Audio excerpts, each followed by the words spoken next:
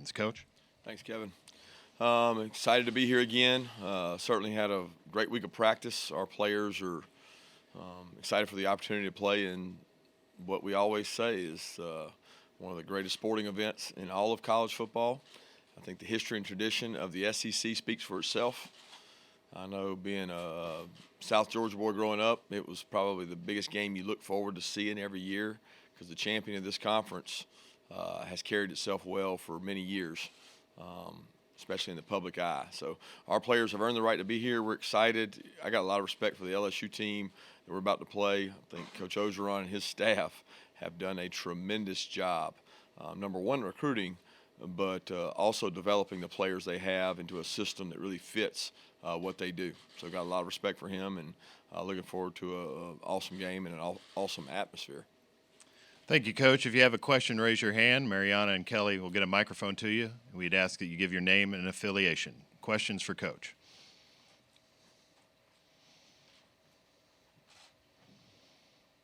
Okay, we've got one back over here to our left, Coach. Brandon Adams from Dog Nation. You've got some freshmen you play on defense, some wide receivers as well.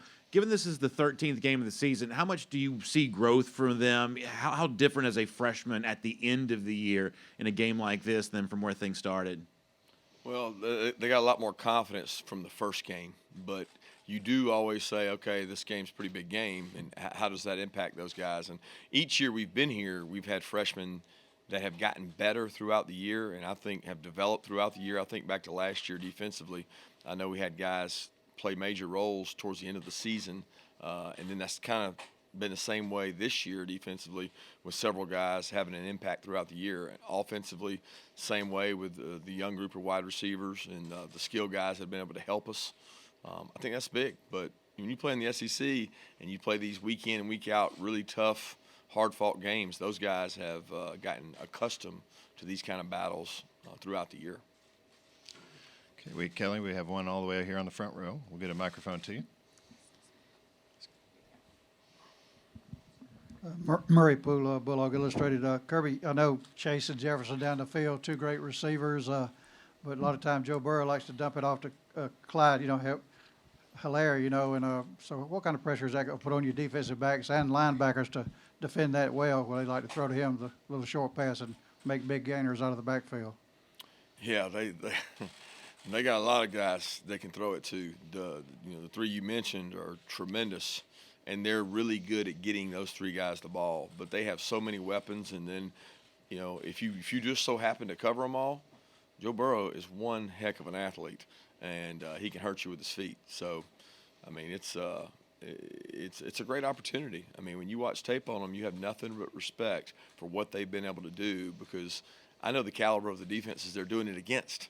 Those are good defenses that they're out there putting up 40, 50, 60 points on, and they've done a tremendous job. Coach will go right in front of me, about 4 rows back. Hey, Kirby, Justin Felder, Fox 5 Atlanta. I remember you spoke after the Florida game about spending some time with Jake, just kind of checking in on him. One, have you kind of continued that throughout the year? And two, how has Jake Fromm grown and progressed in your eyes through this season? Not to the level I haven't been able to continue. I mean, I see him every day at practice. We obviously share time together, but we haven't gone to lunch or do anything like that. With the schedule we've had, it's a little tough to keep. It's more of my free time comes on off weeks. But Jake's been a tremendous leader. He always has been. He shoulders blame and gives credit, and I think that's what strong leaders do. He's a tremendous person, and he's done a great job with our offense of making sure they're in the right football play. And I don't think everybody understands the pressure that he carries and the burden he carries to do a lot of that each game. He does a lot of film work and a lot of film study to do that. And I'm really proud of the way he's been able to handle everything this year. Okay, we'll go right in front of me again, second row. Hey, Coach. Jacques Doucet, WAFB TV in Baton Rouge. When I've heard you speak of Coach Ogeron, you spoke very highly of him. It seems like coaches generally have a high respect for one another. Can you speak to the job he's done after what happened at Ole Miss and how a lot of people counted him out after that? Yeah, I mean, you could say this. In the coaching profession, everybody has respect for Coach O. Number one, he's a great person. He's fun to be around. He's an elite recruiter. I remember as a young coach, the first times that I ever heard of Coach O, you would hear stories, and they were just crazy stories. I mean, you heard all these things, and he's got such a charisma about him and a character about him that you enjoy being around him. I have the great fortune at every SEC meeting of having F on my left, Florida, and L on my right, Louisiana. So I get to sit between those two guys, and it's definitely a big contrast. And I enjoy getting to visit with Coach O. Okay, Coach, we'll go over to our right, third row. Dan Matthews, Dog Time, and 6A The Fan. Joe Burrow, when he was coming out of high school, did you know much about him? And I know when he was a graduate transfer, you weren't really in the market for him. But, I mean, was there any interaction with him during those times? No, I can't say that. I mean, we didn't really recruit him out of high school. And I actually think when he was coming out of high school, I may have been at Alabama. That was during the year he was getting recruited to go to Ohio State. And then, no, we did not recruit him as a grad transfer or wasn't aware of him coming out. But pretty amazing the talent that he has and how much he has developed. I mean, it goes to show you that a lot of these quarterbacks, they get better and better and better. And when the perfect quarterback meets the perfect system with some really good skill players around it, that's what you combine to get. So we'll go back over to our left, about 5 rows back. Yeah, Brooks Austin with Sports Illustrated's Bulldog Maven. Kirby, I'm just curious, how important is it to have a guy like J.R. Reed, a vocal leader in the back end, that can correctly align guys and make sure they're in the proper situation, and especially against an offense like LSU's this you're going to face tomorrow?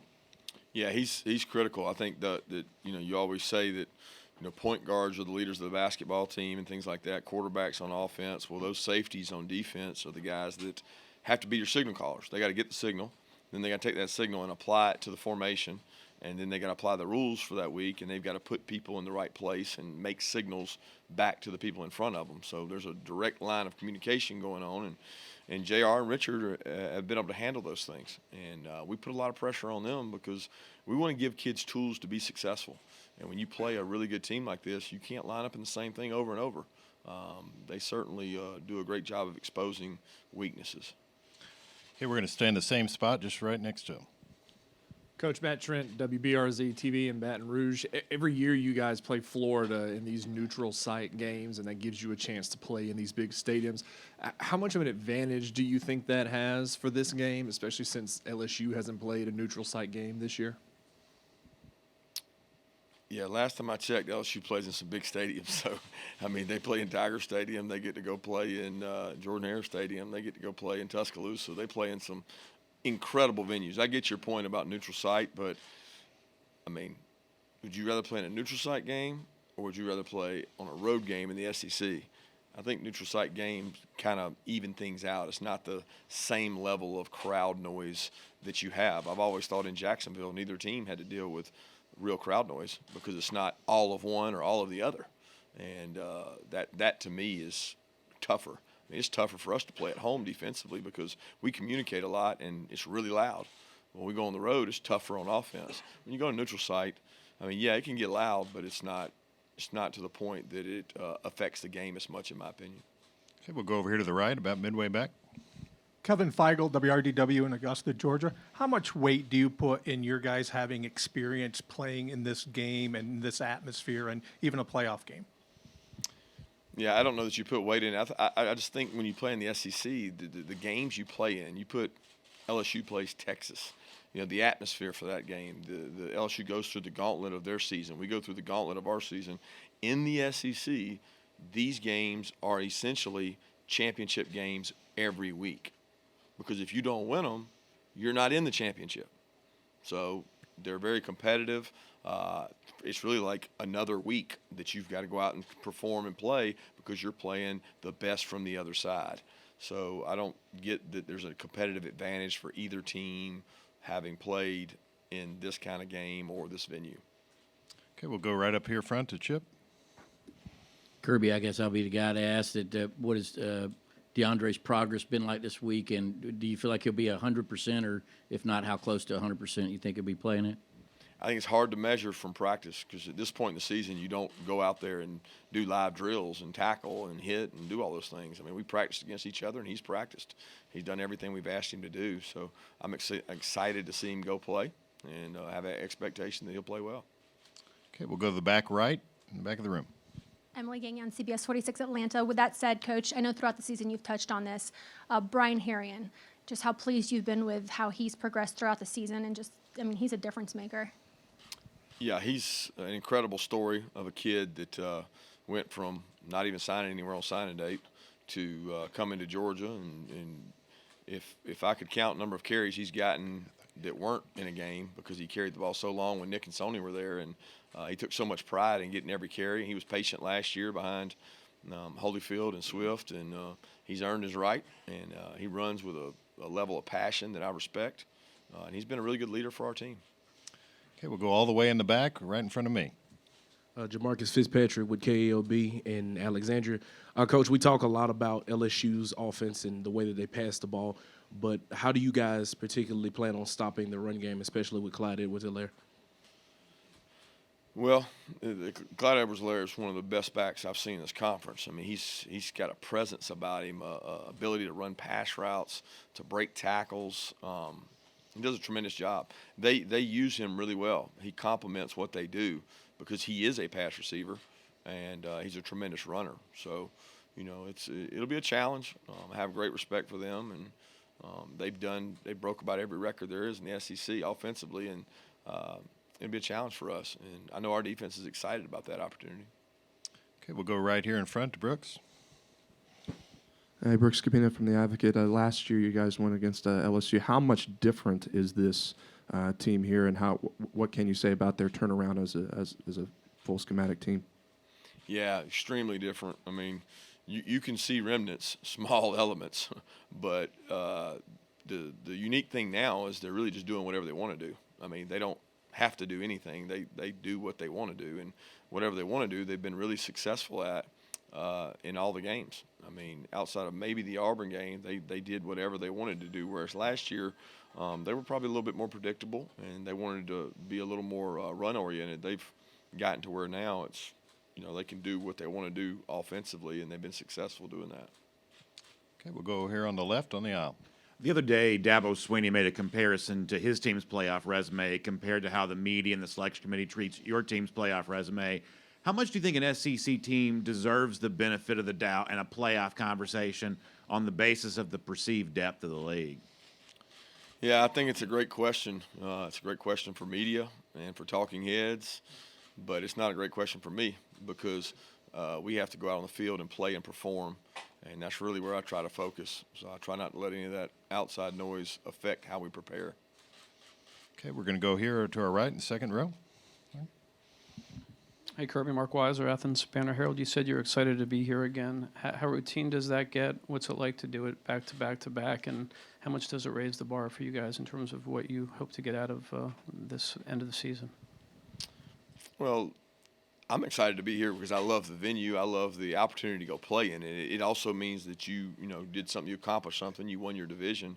I don't think you'll ever take that for granted. I think if you ask any SEC coach that's had the opportunity to come here, whether it was 2 years in a row, 3 years in a row, or whatever it was, it's earned. You earned that, and our kids have done that. So it's not something that we take lightly or take for granted.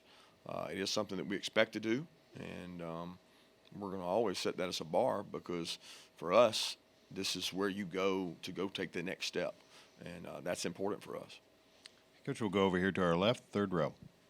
Kirby, Jed May, Macon Telegraph. Now that you're at this point in the season, looking back, how much did that loss to South Carolina and adopting a playoff-type mentality after that, how much, if any, did that help you guys get to this point in the season, and does it help you tomorrow at all? I don't know. I think we learned a lot about ourselves from that game, but, you say you play with your backs against the wall. Your back's against the wall every week because in this league and this really format of college football, it only takes one sometimes, and you lose control of the things around you if you don't perform well, and you start hoping and wishing on other people. So it probably was better for an awakening internally for some guys and for team members than it was the overall our backs are against the wall because you're in playoff mode every week in the SEC. Okay, we're going to stay over here on the left. Scott. Scott Rappley from the Baton Rouge Advocate. Kirby, what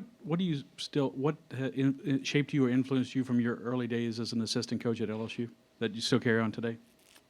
Man, those are some early days. It's my first, full-time coaching job in the SEC, and was really young. And coming into Nick's staff was an awakening in itself. It was an exciting.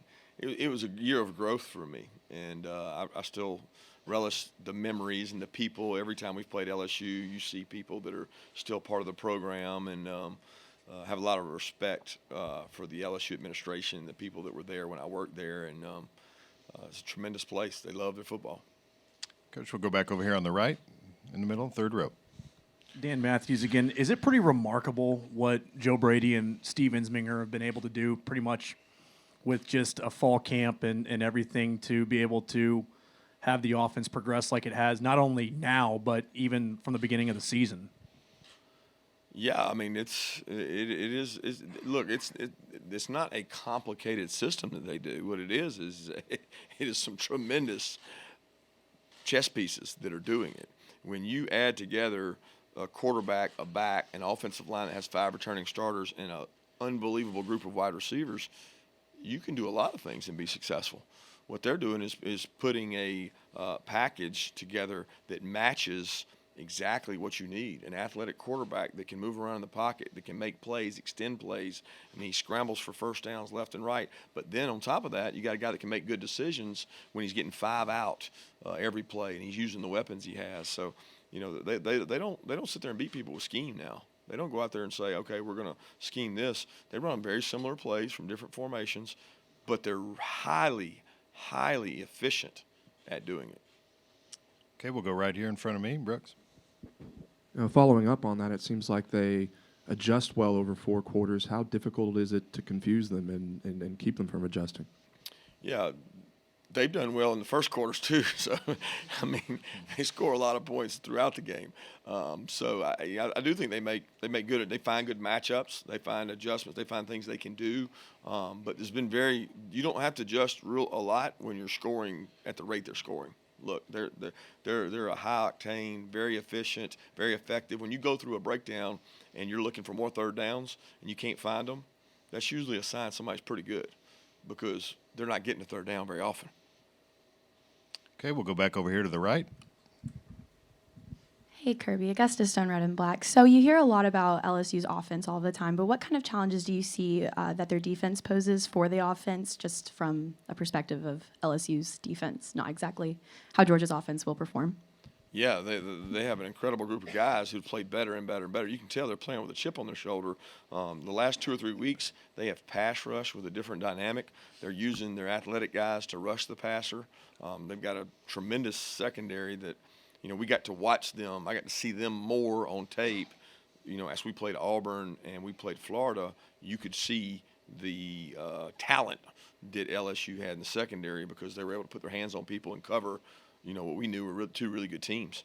And got a lot of respect for Dave Aranda and their staff, and they've got their guys playing really well now. Okay, we have 2 final questions over on this side. We'll start with Mike. Mike Griffith, Dog Nation. Yeah, Kirby, so much made of all the LSU star power. Your defense, is it oversimplifying to say it's a no-name defense, or are there some rising stars and guys that you would point to as keys for Georgia's season? Yeah, people have kind of said that about them. I don't think there's not that dominant personality or dominant player, but there's a lot of good football players that buy into it, and we play a lot of guys, so it's easy to kind of label it a no-name type defense. But I think they play so well together. They play so hard. They buy into the game plan, and they're unselfish. I mean, there's a lot of guys that have been unselfish. There are some talented young players on it that I think are going to be really good.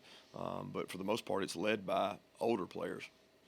Okay, we'll take one final question here in front on the left. Anthony Dasher, UJSports.com. Coach, you just talked about LSU's offense and how they get off to a quick start in the first quarter. For your team, how imperative is going to be for you to kind of match that intensity, match what they're going to throw at you right off the bat?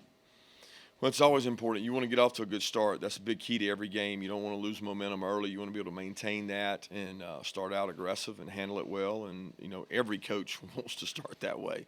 So a lot of that is how prepared are your kids? How well can you adjust in game? And how well can you handle adversity? Because both teams will face adversity in this game, and a lot of that is how you respond to it. All right, Coach, thank you for your time. We'll take a short break and come back with the photo op here in just a minute.